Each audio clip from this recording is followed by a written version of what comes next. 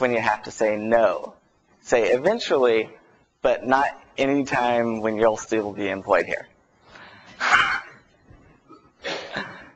And slowly start to lead. I mean, most of the time, you've got a print publication. In my world, most of the time, I've got something that was printed out, and they're like, hey, can we put this on the web? And you're like, yeah. So you've got to copy and paste the whole thing on the website, put it all up there, and then if people happen to find it on the website, it's the exact same thing that's in the print brochure. If you lead the print projects, if they realize that you're the one who does everything that has to do with publication, they'll come to you first. They'll come up with more stuff because the web is an infinite source of space. You can put as much stuff up there as you want. Tons of detailed information, and you can tell them to go to the publications department or whatever, print out a one-page thing with a URL on the bottom. They've saved money because they're not printing out a 10-page thing.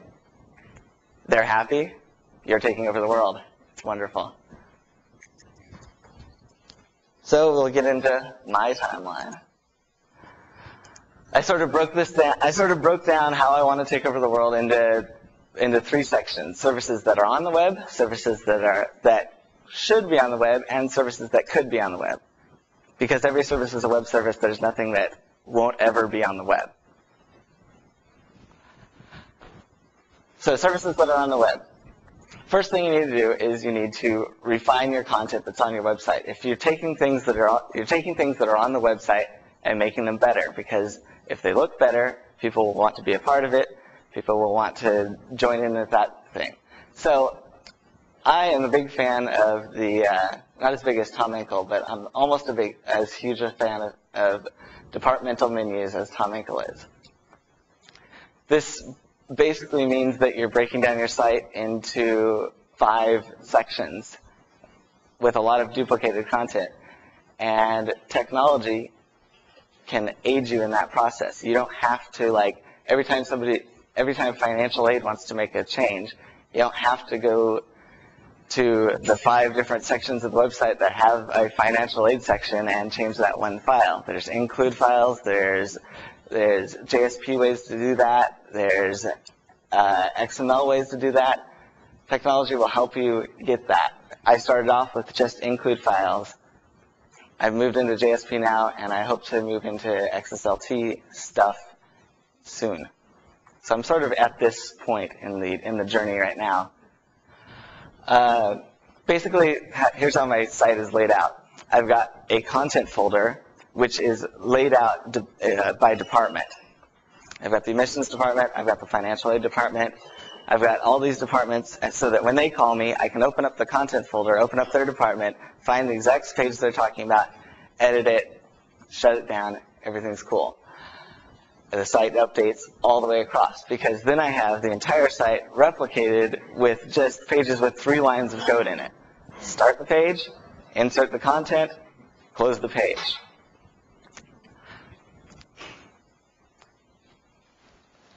Your site will. Then you've got to get rid of all this work that you're having to do. For me, anyways, when I got here, there's a lot of. Pretty much everybody at the law school had an administrative password to the web server, and could go in there and edit whatever page they wanted to, and that was bad. So I cut them all off. I'm the only one with an administrative password, which means I'm doing all this extra work. Where CMS comes in. I'm not going to talk about CMS because more people will talk about that later in other sessions. And you can start to add things like portals, CMS, workflow. Make the site trendy, make the site popular, make people want to come here, make it easy for people to come here, people in different departments to come to the site, edit the pages they want so you don't have to. Because if you're not editing web pages, you're taking over the world. Build deeper faculty staff sites. That should be the first thing that you start to build deeper on the website, because the faculty staff are the people that use the web, that edit the web. They're the ones that are building the website they're the ones that will see the faculty staff section of the website. So when they see the faculty staff section of the website, it's getting bigger, it's getting better. I want there to be more stuff on other sections of the website, so I'm going to edit my web pages. I'm going to add extra content. I'm going to build out the entire website because I'm noticing that the other sections of the website are kind of lacking while the faculty staff section is getting to have solid rock power. And then you can start to build out more content for other groups. You can start to encourage departments to build out their different sections of the site. Talk to them, figure out what they want, encourage them that services that they may be providing through paper can be done over the web, good stuff like that. Services that should be on the web. Announcements, documentation, database services, e-learning. These are all things that you should move into next. Now that the website is as solid rock power as you can get it, you've got to build it out further with stuff that's not there yet, but is obvious that it should be there. That way people don't come up to you and say, shouldn't that be on the web? You got to think of that first. This is probably where you'll be doing most of that promise fulfilling that you were doing before. There's a lot of stuff that has database there's a lot of database stuff that people are like, that they've got like sitting on their desktops. They're out there. They've got like Excel spreadsheets of like mission critical information that needs to be out there on a real server. And why not make it web accessible at that point? Don't worry about like security and that sort of stuff. That's the network guy's problem. And finally, some services that could be on the web. Interview the departments further. Try and figure out what they're doing. Try and think smarter than departments. And don't limit yourself. Non-electronic services can be automated, can be put on the web. Services that don't even exist, start to be thinking beyond that. And that's pretty much everything I was going to talk about. Anybody? Anybody? Any web guys out there that like have different plans for taking over the world? Nothing at all. Yeah. Do you do anything at Pepperdine No. as you're taking over? Well, this is a fun thing. So you interact with one departments to make sure that they're updating their pages. Do you like send out any sort of notices? Like, hey, it's been 6 months since you updated. We just got a dean of public information or something. You know what McGinnis's title is? Yeah, we've got a chief propagandist. We're trying to encourage her to go out because she's got the word dean in her title. She can like show up with like a box of pizza and say, hey, how about that website? And then if that doesn't work, she shows up with the baseball bat and says, hey, how about that website? Yeah. After the baseball bat, let's land on your desk. I mean, that's our issue right now. We've got a CMS. We have some state. Just this morning, get an email from the professor saying that what website? The guy was on the committee. He was on the committee for a solid year. And he goes, I don't know what we're talking about. He will not become a state. I mean, there's no way. And so what? It has to fall to someone. I can't tell his secretary put his course materials on. You can't? I could, but I'm not her boss. And so what happens is... Do you have somebody with the word dean in their title? Until you get your word dean in your title. Because when you've taken over the world, people start to put things on your title. But go ahead. The challenge is that when you don't have stakeholders, Uh-huh. you don't have time, what other strategies are there? Because taking over the world is one thing, but you don't want to run the world as a Yeah. strategy. Yeah. Anybody want to address that? Go ahead. 10 years or so doing this in several organizations, I've only one time had to actually take down content, but I do threaten periodically that if it's not updated, that it makes us all look bad within the organization. The stuff I had to take down was just a couple weeks ago, and it was, in my opinion, useful information summaries of current students that a lot of our prospective students would visit before they test regularly. I get the admissions on my end of it. One of the questions that I had is, so if they're not stakeholders, why? Is it because they don't believe in the web? Is it because they don't believe that they have enough of a voice? And I don't have the answer to that for your situation, but I think, and I don't even have the answer to that for my situation, admissions on it. It's something I really need to delve into. If this stuff really is important and useful, why are they not getting it? And I need to dig into that with our folks and try to figure that out. You know, let you know when I find out. But so that'll be your CALI session for next yeah, but I mean, for me, the bottom line is if it's stale on the website to the point where it makes us look bad, it's got to go. It doesn't really matter what it is, it has to go. And maybe they'll be embarrassed about that and bring it back, but maybe they won't. And I have to go into it with that. Mark Folsey from Washburn. I'm really lucky in that the staff or the folks that are taking over the world, they're the ones doing all the hard work. But as time's gone on, I started to think we go sort of full circle. You build websites, it gets bigger, more impressive, and you start to do really fancy stuff with it. In time, it becomes a database which requires a lot of control. You want to control the way the data gets in, the content, everything else. And the first question is to the group. How many folks are considering creating or modifying existing positions to become database administrators? Specifically that. I found myself evolving in that direction over time. Most of you consider yourself sysops or maybe librarians doing the technology, doing the web work. Would anybody call themselves a database administrator? Steve Lane from DCA. I mean, I do that. Hire a web person who is also skilled in database administration. What he has done is database built front ends for the departments, and that's something a lot. Our biggest problem is getting the rest of this content. We just cannot get environments to do it. I don't know what we can do. I didn't think about getting stuff down. I just think it's landscape itself. Information for a job.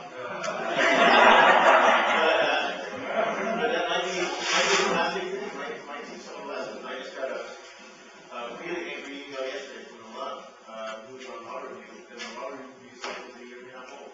And I learned a year and a half old, and they really said not good at getting it. So I'm here. I think that's such an engineering throughout my career state. I mean, generally, I've got people who these stakeholders, so I find people that are excited about it. I get them to get involved and do this stuff, and then folks think, oh, I want to do that too. So you kind of create the has and have-nots, and that's kind of a way of getting people to move forward, getting faculty involved. Some faculty don't have this stuff, and it's emotional to be going about this. The dean will get notion of this and start promoting this stuff. And slowly, faculty and other departments will start kind of getting on board because the force of momentum and those that are doing stuff feel like they're behind, that they have to have stake in this. And so at some point, they'll call and they'll make a meeting with Chris or somebody else and say, we want to start doing some of this stuff, and this is where we're at, and they'll make it for momentum. So I think the thing is that you can't bring everybody along all at one time, but you can start bringing some people along. Other folks will be filled left out. It's all open to them, and you keep holding the spirit out for them. Eventually, they'll grab onto it and they'll move forward. It's just an incremental process. I mean, that's not. Is anybody using site statistics as sort of a promotional tool? Like, if you show that people are going crazy about the site and on the site all the time, using that, putting that, like, site statistics right up on the faculty staff section or emailing them out, or, I guess if they're not updating the site, they're probably not going to the faculty staff section either. Go ahead back there. Well, actually, at Vanderbilt, this is how Scott Vanderbilt, we just dealt with this particular issue.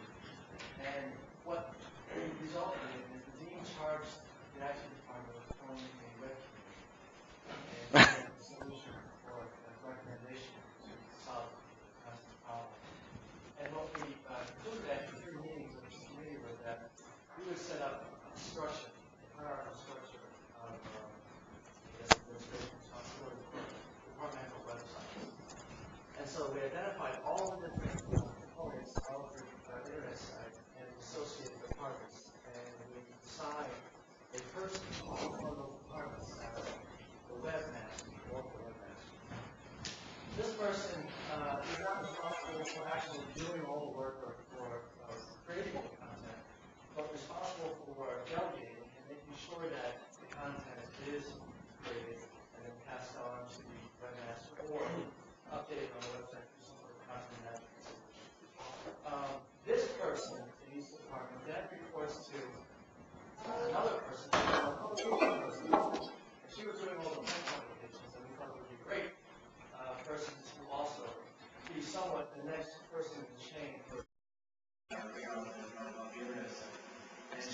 sure is that all these departmental webmasters are doing their job on a regular basis.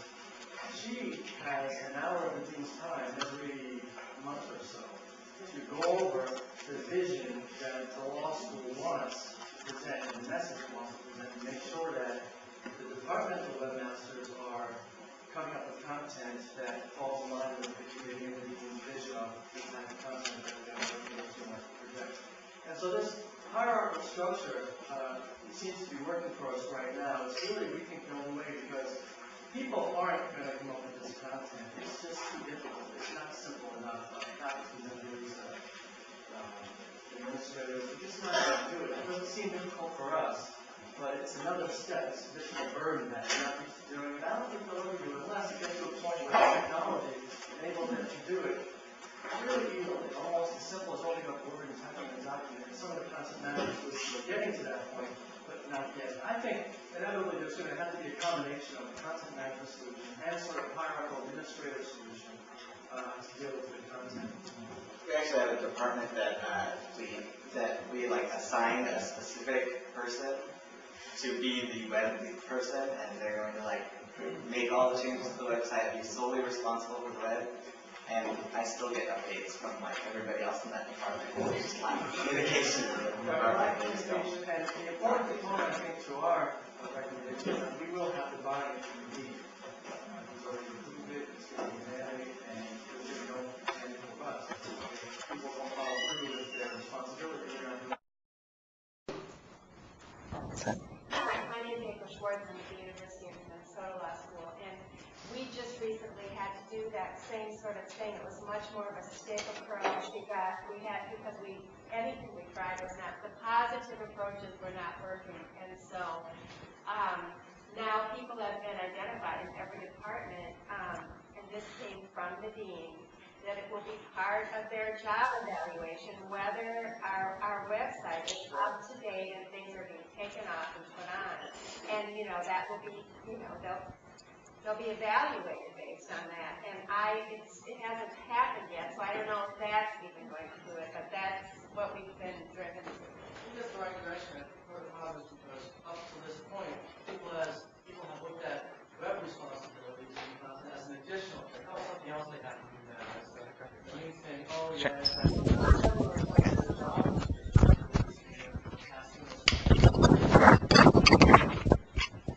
So it takes that sort of redefining of the job and responsibility and expectations.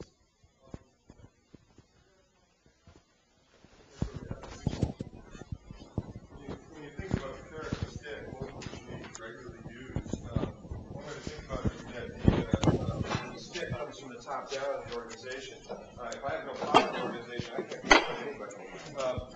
But my manager can beat up on people. And so, I spend a lot of time working with the dean's office to make sure that when I need somebody to be leaned on, that it comes from that side of the organization. But the other piece of it is, sometimes bringing somebody a cupcake is a lot more powerful, or, sending them a little thank you note. I mean, I once a year sit down and write out thank you notes to people that have done work. We're going to try this summer to throw a little party for all the people who do, web content stuff, and just give me a chance to stand up and say, I can't be a success, I can't take over the world without, all of your help. Whenever I send out an announcement that says, we've made an update to the website, I try to make sure that I give credit to anybody in the organization who did it and say, look, it's them that did all the work. Even if I did all the work, I try to give credit to all of them, because the carrot side of it can come from the bottom up, and I think it can be, more powerful, significant.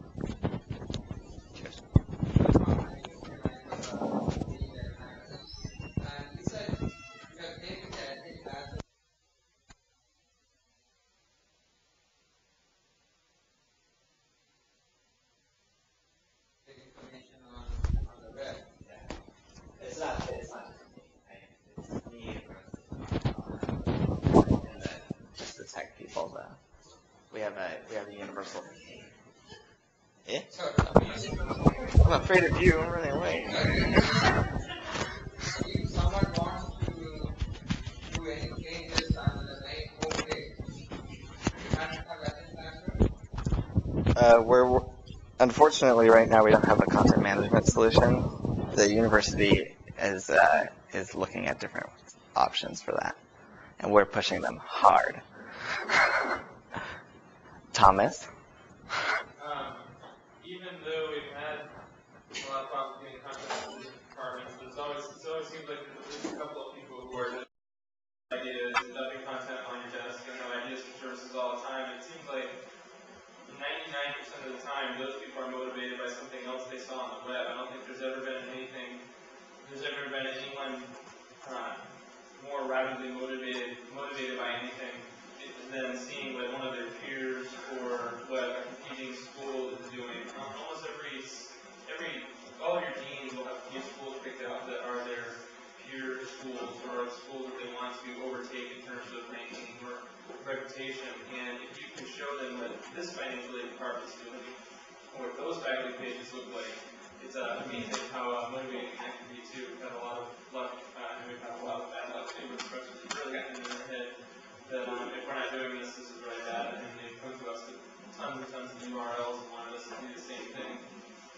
The other thing is that if you don't bring it to them first, then a lot of times they'll bring it to you, or they'll talk about it behind your back and be like, well, we're not doing this, so it must be it's our tech department's fault that our website doesn't look like this. So if you're real aggressive about going out, finding what the best looking financial aid departments are and dropping it on their desk, not only is it motivating to them, but it's also kind of a... You could add links to, I wonder if adding links to like other law schools, X departments within your like faculty staff side, behind the classroom, because you don't have to avail those other law schools. In the absence of a content management system, what are your content providers using to create your content? Email, Word files, all of them, anything that they want to mock up. What are you using? What I use? Yeah. A text editor? Nice. Yes. One of the easiest solutions we had before we implemented a university-wide system was we downloaded one of the students was working for the summer, downloaded a JavaScript on the web where you can assign a direct level on the Unix server. Anybody who knows that password with the form can input, like there'll be a title, there'll be a text box for your message, and you will be uploading your announcement to a certain page. But now what we are using is campus-wide for the whole university. They got entry points. It's a calendar system, and you can anybody who is on the Unix server with a password could log in and post a message. Yeah, we just got Campus Pipeline portal for us. I think when you sort of take over the world from a technological perspective, there's a kind of additional baggage that is really important to get sorted out early on in the game. You almost have to be very high participant in the non-technical aspects of the law school, merely to find out what's going on. And I'm fortunate. In the last 2 weeks, I spent $50,000 on some hardware. Now, the staff and the hardware repair we really needed to buy. But the only reason I was able to do that is because at Washburn, I'm one of the associate deans, so at least I can get the meetings, have a running shot of knowing what's going on, and hearing when there's money available.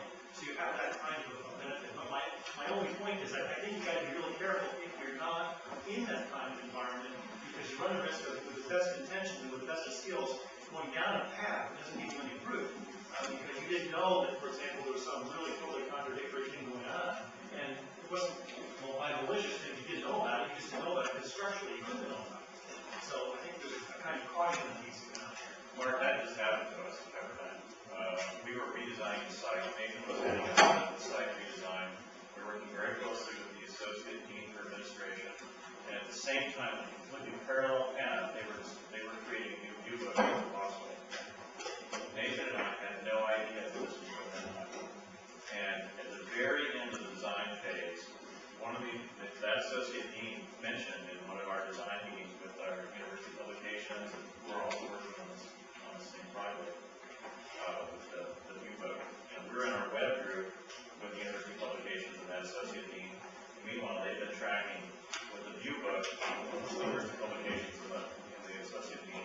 We've been meeting like every month. And he said, why don't we just use the same color that we're using on the view book? And we're like, you guys are making it fun of the view book?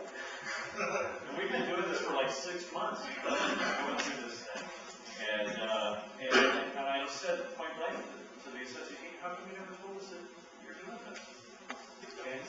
service never thought it was that important. But yet they were leaning on it so hard to have a common look and feel with the view book, which we'd never seen and didn't know was in production. That's why she did it.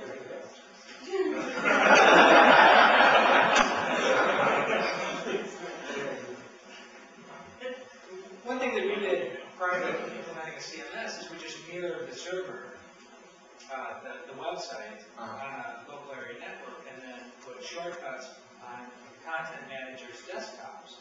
So when you needed to change library hours or views and events, they would just email a web administrator and say, can you upload this file?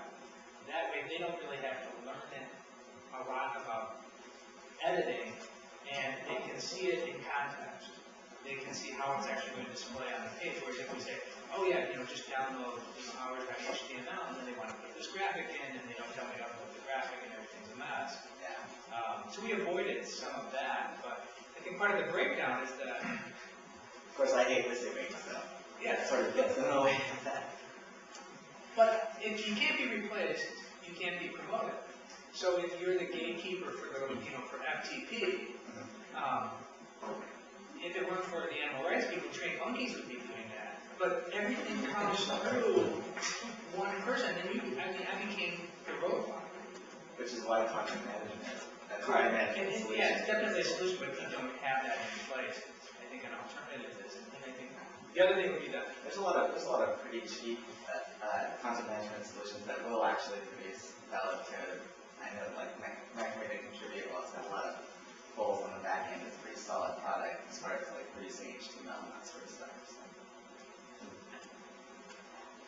I think you have to.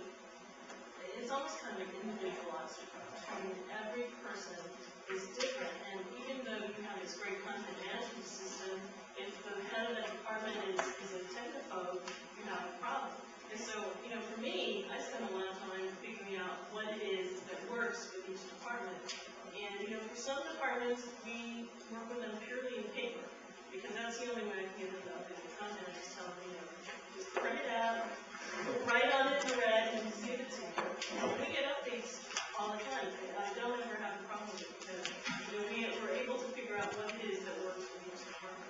And a lot of times, and I think this UFO thing is a good example, a lot of times these departments already have something in paper, so we spend a lot of time doing that. I just kind of go around their offices and just kind of collect brochures and pamphlets and whatever I get my hand on, and then I go back to them and say, I've got this great document, I'll use it online. So, the idea is to look in different media and always be trolling for information and see what you can find, because all sorts of stuff comes I get a lot of the printed pages with things on it. I set those on my desk and then work on them a little while, like a couple days later. But like an email change that's easily that fast, I'll do like pretty much as soon as I get the email. So. But see, I also have a student worker, and so that kind of stuff, like she's here every day or whatever, just hand everything over to her and she gets it done immediately. So she's 10 bucks an hour. It works really well. Do you have online registration for students? Not yet. They're working on it. So they're working on it. Who will be maintaining the database for the students? Law school or the central university administration? No. Central.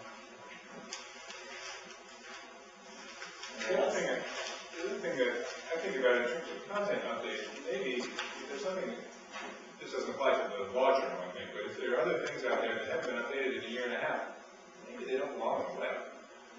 I mean, maybe it's just not that important. If nobody has noticed that it hasn't been updated in a year and a half, and no one has sent a complaining email to the webmaster mailbox to say, hey, this information is way out of date, maybe it should just quietly disappear. I think, when your only tool is a hammer, everything looks like a nail. But, yeah. I've done that. I've actually just taken content down and waited to see if anyone's noticed. So, I think that's a really good observation. Sometimes people get excited and they throw everything up, and it's just sort of regurgitation of this content. The more isn't necessarily better. Do you think it might be part of your job to figure out how that content can be applicable? I mean, Oh, sure. I mean, that's why I say it doesn't apply to a law. I mean, obviously, a law journal, should be doing something to get itself out there in a timely fashion. But, if it's some kind of brochure or, I don't know, staff appreciation award page or whatever it might be, everybody went to the party and gave the backslash and that's that, and, I don't know. Outdated news and events and that sort of stuff. Yeah, that can sort of pass by. There's a point when things expire that have dates on them. So. Yeah, I guess I just mean there are a lot of different, as Judith was talking about this morning, there are a lot of different forms of communication within the